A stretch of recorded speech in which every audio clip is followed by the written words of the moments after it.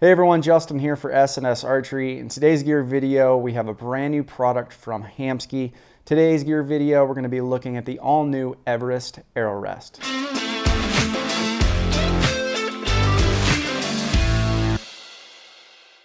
All right guys, getting started in today's gear video, we have the all-new Everest from Hamskea.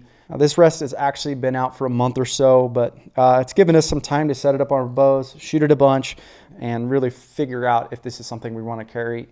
And absolutely yes. At the price point, just under $200, definitely meets all the requirements that we're looking for in a rest. A little bit of background on the Everest. This is basically taking the place of the Hybrid Hunter Pro. So we used to have the Trinity, the Hybrid Hunter Pro. Now we're really focused on the Epsilon, which is our flagship model. Now the Everest fits in that middle stage, and then we have the Primer, which is more the entry level. All three are going to be fantastic. Like I said, different price points, different features within. The Everest, the rest itself is going to fit into their core mounting system. So their center optimized rest. Basically what that means is with today's technology, we're really trying to streamline our bows, our setups as much as possible. With low profile quivers, having a bulky rest that sticks out on the side is not really what we want. So the mounting system of these Hamskeas really allow us to shift everything over and in fact mount up on some bows right on the back side of the riser. So that is awesome to have.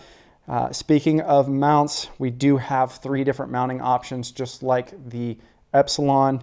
This one here in my hand is the Mathews. Now this is going to be good for Mathews bows newer than 2020.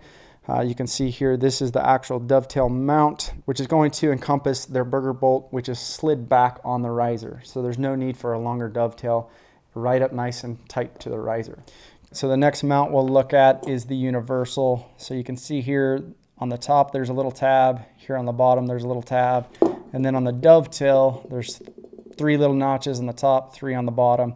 So what this is allowing us to do is basically a lot of bows, risers, thickness are different. So when we mount this up, we can basically move it over to different spots, put in our 2 screws that are provided to get us close to center shot without having to maximize all of our adjustment in our windage.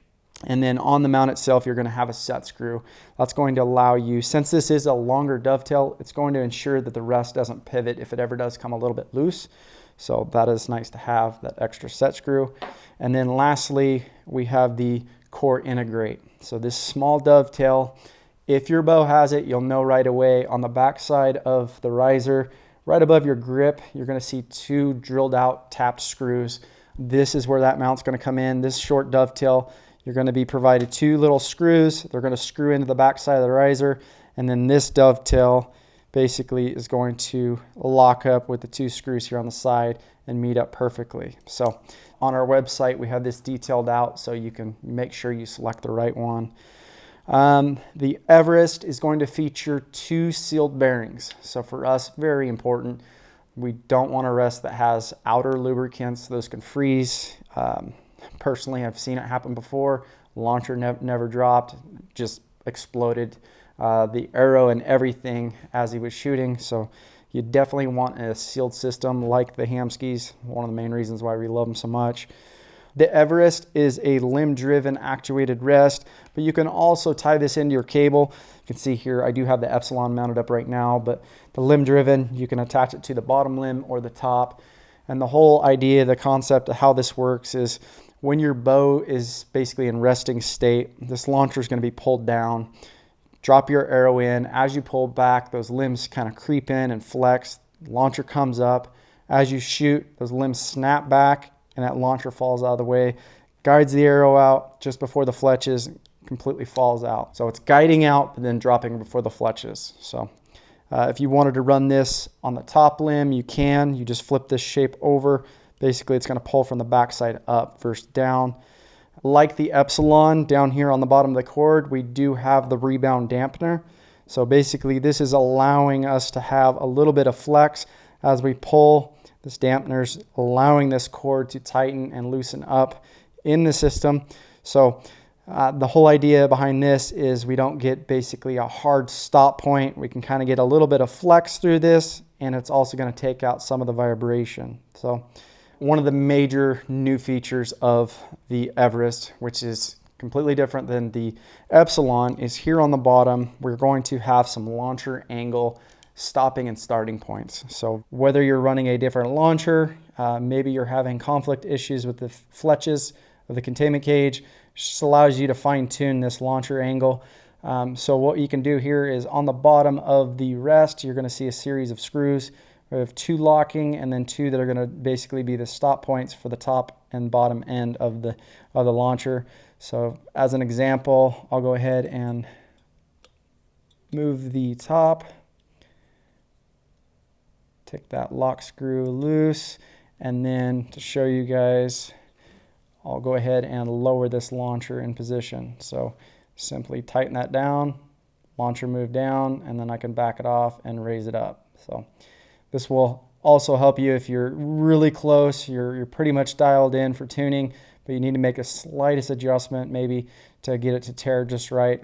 Shooting through paper, you'll be able to make that adjustment here. One of the things that Hamskea did, I found this kind of annoying on the Epsilon, is your elevation screws were on the inside, which came in conflict with the containment cage. So you had to have independent Allen wrenches to break that loose or take off the bottom piece of the containment cage. Here they ran on the outside, so coming in from the back, it's very easy to make the elevation adjustment on the rest.